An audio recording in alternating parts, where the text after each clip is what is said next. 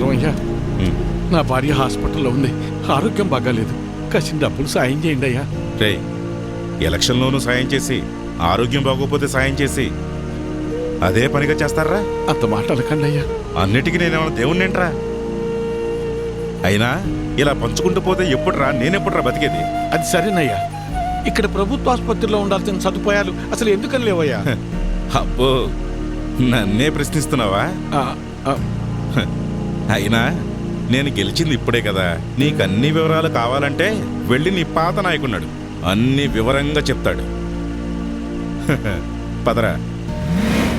అబ్బా, నా ముందు నుంచుని నన్నే ప్రశ్నిస్తున్నావా? లేదయ్యా. నీకు లెక్కలు చెప్పడానికి నేనిప్పుడు మీ లీడర్ని కాదు కదా. నన్ను కాదని వేరే వాడిని గెలిపించుకున్నారు. వెళ్ళి అని అడగండి. ఆయన్ని అడిగితే మిమ్మల్ని అడగమన్నారండి. అవునా? సరే కానీ మొన్న ఎలక్షన్స్కే డబ్బులెంత ఇచ్చానరా నీకు? ఓటుకి 2000 కాదు రోయ్, అందరికీ 2000 ఇస్తే మూసుకుని తీసుకోకుండా నువ్వు డిమాండ్ చేసి మరీ 3000 తీసుకున్నావు కదా. మరీ ఈసారి అయితే మీకు పండగే రోయ్. ఒకే ఎలక్షన్కి 2 సార్లు వచ్చారా డబ్బులు? జాక్పాట్ మీకు. ఆ డబ్బులన్నీ ఎక్కడి నుంచి వచ్చాయనుకున్నావురా? నా జేబులోంచి కానీ తీసిచ్చాననుకున్నావా? మీకు ప్రభుత్వం ద్వారా వచ్చిన సహకారాలన్నీ రూపాంతరం చెంది డబ్బుగా మీ చేతికి వచ్చాయి. దీన్ని బట్టి నీకేమర్థమైంది? అవ్వా కావాలి బువ్వా కావాలంటే కుదరదు రోయ్. అయ్యా, నేను లెక్కలు అడగటానికి రాలేదయ్యా. నా భార్య సావు బతుకుల్లో ఉంది. కాస్త డబ్బు సాయం చేసి నా భార్యకు ప్రాణభిక్ష పెట్టండి అయ్యా. ఏరా, ఇందాక అడిగావు, ఇప్పుడు అడుక్కుంటున్నా. ఇదేరా మీ దగ్గర వచ్చిన చిక్కు. అయినా డబ్బులు తీసుకుని మరీ నన్ను ఓడించారు కదరా. అయ్యా, అనుభవించండి.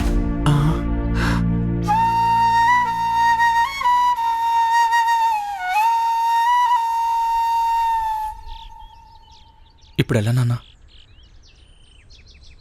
కాసిన మంచి నీళ్ళు ఎవరా?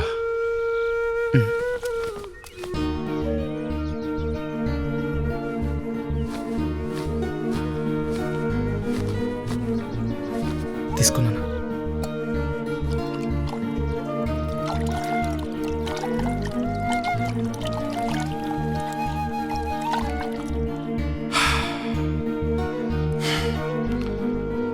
అమ్మా,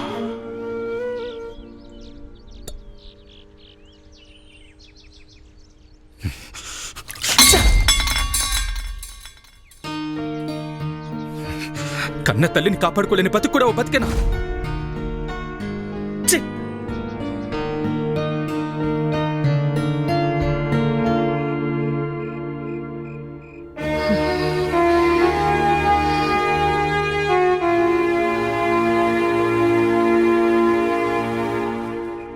మొన్ననే ఎన్నికలు జరిగాయి. మళ్ళీ ఎన్నికలు వచ్చేదాకా నీ చేతిలో 4 డబ్బులుండవు. అప్పు పుట్టాలి అంటే ఎలక్షన్స్ రావాలి అంటే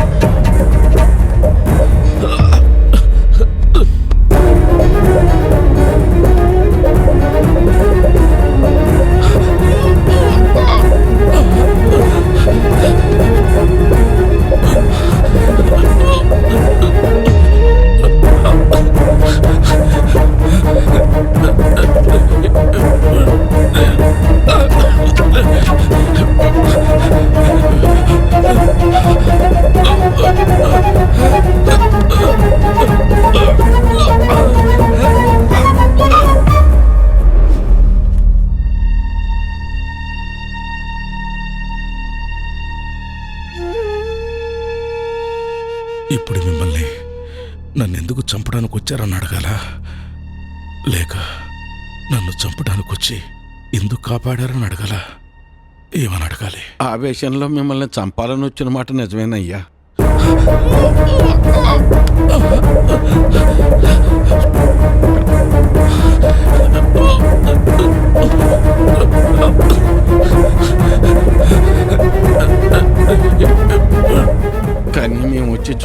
చివరికి చావు బతుకుల్లో ఉన్న మిమ్మల్ని అలా వదిలేయాలా లేదా కాపాడాలన్న సందిగ్ధంలో కాసేపు ఉండిపోయామయ్యా.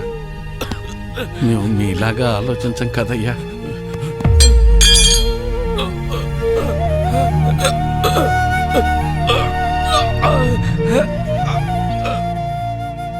మేము సామాన్యులం, అందుకే మిమ్మల్ని కాపాడామయ్యా.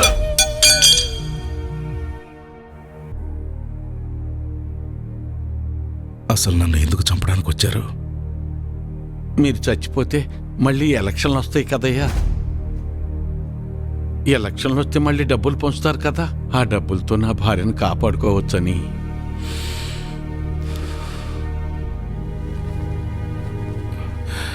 డబ్బు పారేస్తే దేనైనా సొంతం చేసుకోవచ్చు అనుకునే మాకు నువ్వు మాట్లాడిన ఒక్క మాట చాలు మేమెంత పెద్ద తప్పు చేసామో తెలియటానికి. నన్ను క్షమించు వీరన్నా. అయ్యో,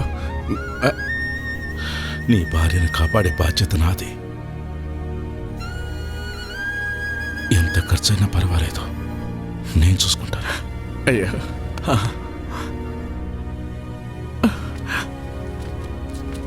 వీరన్నా, అయ్యా, నీ కూతురు ఏ తప్పు చేయలేదు. ఆ లెటర్ మేమే రాయించాం.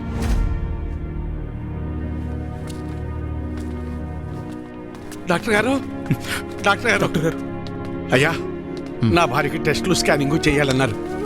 ఇదిగోనయ్యా, డబ్బులు తెచ్చానయ్యా. దయచేసి నా భార్యను కాపాడండి అయ్యా. సారీ వీరయ్య, మేమెంత ప్రయత్నించినప్పటికీ కాపాడలేకపోయాం.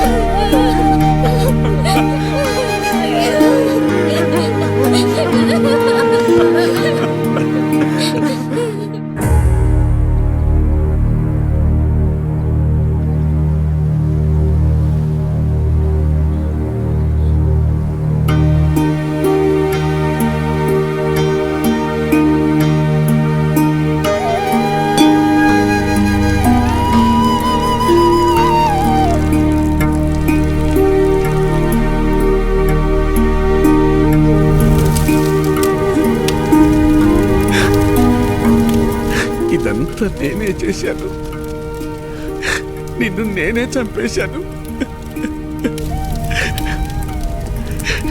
అగ్ని సాక్షిగా నీకు తోడుంటానని మాటిచ్చాను. కానీ అదే అగ్నిలో నువ్వు కాలి బుక్కైపోతుంటే ఏమీ చేతగాని వాళ్ళ చూస్తూ ఉన్నా. 7 అడుగులు నడిస్తే ఆ బంధం 7 జన్మల పాటు ఉంటుందంటారు.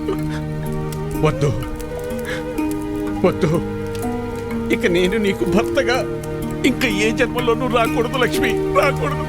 నన్ను క్షమించు లక్ష్మి, నన్ను క్షమించు.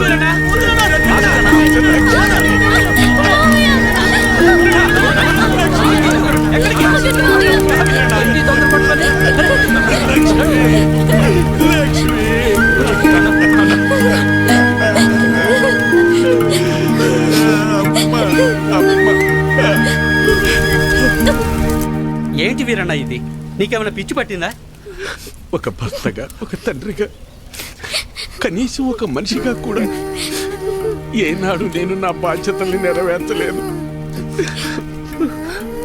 ఎవరి మీద ఆధారపడకుండా నా వృత్తిని నేను చేసుకుని ఉండుంటే ఈ రోజు నీకు ఈ దుస్థితి వచ్చేది కాదు లక్ష్మి, వచ్చేది కాదు. నా జీవితాన్నే కాకుండా నా కుటుంబాన్ని కూడా అమ్మేశాను.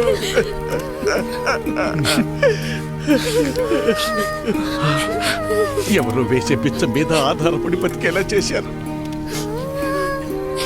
చివరకు నా భార్య ప్రాణం కోసం కూడా చేతులు చాచి అడుక్కునేంతగా దిగజారిపోయాను.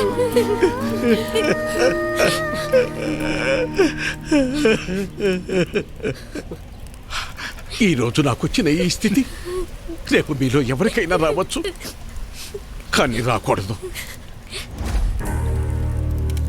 అయినా నా భార్యని కాపాడుకునే హక్కు కూడా నాకు లేదా? ఆ హక్కును పొందే అర్హత నాకు లేదా? ఆరోగ్యం, విద్య ఈ దేశ పౌరులుగా మన ప్రధాన హక్కులు అంటారే, మరి మరి వాటిని పొందే అర్హత నిజంగా నాకు లేదా? నాకు అర్హత లేదు, నాకు అర్హత లేదు. నాకే కాదు, మనలో ఎవ్వరికీ అర్హత లేదు. మనల్ని మనం అమ్ముకున్న రోజే ఆ అర్హతను మనం కోల్పోయాం. ప్రశ్నించే హక్కును కూడా కోల్పోయాం. చివరికి ఎవరితోనూ నా కూతురుకు సంబంధం అంటగడితే కూడా ఇది నిజమా కాదా అని కనీసం నా కూతుర్ని కూడా నేను అడగలేకపోయాను. ఇంతకాలం అందరినీ మారమని చెప్పాను, కానీ అసలు మార్పు నాలో రావాలని ఆలస్యంగా తెలుసుకున్నాను. నాలో మార్పు రావాలి, రావాలి. నాలా ఆలోచించే ప్రతి ఒక్కరిలో మార్పు రావాలి. మనం బానిసలమనే భావన తొలగాలి. అందుకు మన ఆలోచన మారాలి. ఆ మార్పు దిశగా మనల్ని ముందుకు నడిపే అభినవ్ లాంటి నాయకుడు మనకు కావాలి. అయినా ఆ కుర్రాడు చాలాసార్లు చెప్పాడు నన్ను మారమని. నాలాంటి వాళ్ళలో మార్పు కోసం అతడు చాలా తపన పడ్డాడు. మనందరం అతనికి ఏమిచ్చాం? అతన్ని ఈ ఊరి నుంచి తరిమేద్దాం అనుకున్నాం. మనం ఇకనైనా మేల్కొందాం.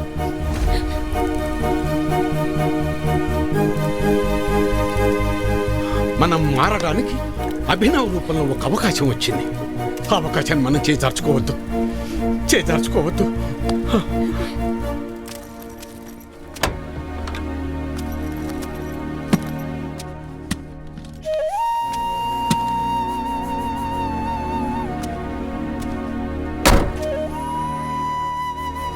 వెళ్ళొస్తానమ్మా.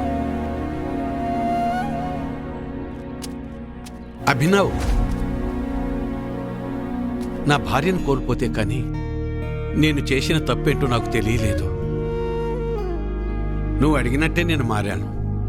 నేనే కాదు, మేమందరం ఆ మార్పు వైపు నడవాలని కోరుకుంటున్నాం.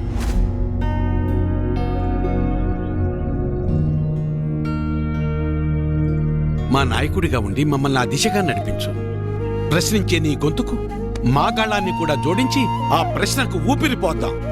నేను నాయకుడిని అవుదామని కాదండి, మీలో ఈ మార్పు కోసమే నా ఈ తపన. విద్య, వైద్యం, వాక్ స్వాతంత్రం ఎలాగైతే మన ప్రాథమిక హక్కులో, మన సమస్యల కోసం పోరాడటం, వాటిని ప్రశ్నించడం కూడా మన ప్రాథమిక హక్కే. కానీ ఎప్పుడైతే మనం మన ఓటు నమ్ముకుంటున్నామో మనం ఆ హక్కుని కోల్పోతున్నాం.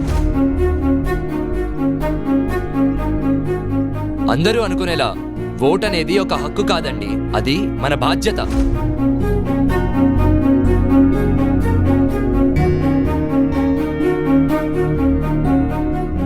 ఒక్కసారి డబ్బు తీసుకోకుండా ఓటు వేసి చూడండి, అప్పుడు మీకే తెలుస్తుంది రాజెవరో సేవకుడెవరో.